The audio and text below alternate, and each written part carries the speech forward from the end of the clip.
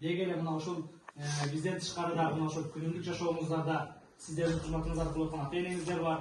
Андан тышкары мына ошол коомдун аяр катмары деп мына ошол эме мамлекет тарабынан, анан тааныш билиш колу кошо тарабынан дайым сиздерге эле жанагындай бир колдоолор, жардамдар ушундай бир берилип келет. Ошол нерселердин баардыгын эске алып, иншалла сиздерден кубаныч. Кыяматта эң негизгиси бул дүйнөдө бир рахматлашкандын кереги жок. Кыяматта мына ошол бейиш бактарында биз издешип коелу. Бүгүн бул жерде, бул кафеде, бул дасторкон үстүндө кандай чогуу отурган болсок, иншалла. Кыяматта иншалла бейишке киргенде кафеде карап коелучу деп издешкен бир жумандардан болот иншалла. Жаратын Аллах Таала ошол күнгө жеткирсин, сиздерге бекер ден соолук берсин, сиздердин ден соолугуңуздарды карап аткан ушул сиздерге жардамдашып аткан бир туугандардан өзгөчө ушул анча-мынчаңыздардын келинчегиңиздер каралашып атат, ата-энеңиздер каралашып атат.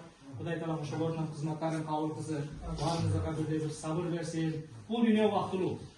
Кереметтүү Кур'анда лабисна яуман ау ба'да яумин кыяматка барганда. Канча жашадыңар десе, бир күнгө эм жетпегендей убакыт жашадык дейт экенбиз. Анткени акырет ал түбөлүктүү. Эми ошол түбөлүктүү жашоодо Кудай Тааланын астында иншалла эмне? Мана ошол бир жыргал жашоо ошол жерде берилет.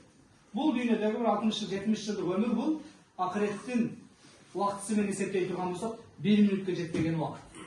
Бул кыска жашоодо Аллах Таала тарабынан ушу ден соолугуңуздарга берилген нерсеге бир сабыр кылып иншалла ата-энеңиздердин бир жанагындай эмне көңүлүн көтөрүп, күлүп, маанайыңыздарды деш кылып жүргөн болсоңуздар иншалла. Мана ошо түбөлүктүү жашоого барганда бул дүйнө барган бир күнгө жетпегендей бир жашадык деп айтат дейт.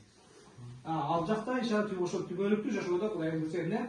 Мына бүгүн сиздер кээ бир нерсеге басып бара албаган болсоңуздар, кээ бир нерсени колуңуздар жетпеген менен, күнүңүздөр жетпеген менен, көзүңүздөр жетпеген менен, акыретте иншалла мына ошол эмне бардык нерсеге бир жанагы көз көрбөгөн, адам баласы элестете албаган неаматтар Аллах Таала тарабынан бир жакшылыктар, жыргалдар даярданат. Мына ошол иншалла Аллахым насип кылган болсо, анча-мынчаңыздар бул дүйнөдө мына ошол ден соолукка байланыштуу үйлөнө албаган болсоңуздар, кээ бир нерселерге белек бешкеге жете албаган болсоңуздар, мына ошол иншалла Аллах Таала жаннатта ошол аял десеңиздер аял, кыз десеңиздер кыз, мына ошол жей турган, иче турган бизге нафсибизге ден соолукка жаккан нерсеге кыялданган нерсени баардыгын иншалла түр-түрү менен даярдап койгон.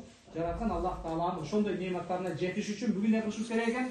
Аллах Таала тарабынан берилгенге бул ден соолукка, өмүргө, мына ошол эмне анча-мынча сыноого сабыр кылышыбыз керек. Анткени сабырдуулар кереметтүү Кур'анда орозо туткан адам мынча сооп алат, зекет берген мынча сооп алат, садака мынча сооп, бирок сабырдууларды кереметтүү Кур'анда иннама юакас сабирун ажрахум бигайри хисаб, чындыгында сабырдуулар кыяматта соопту чексиз алат дейт.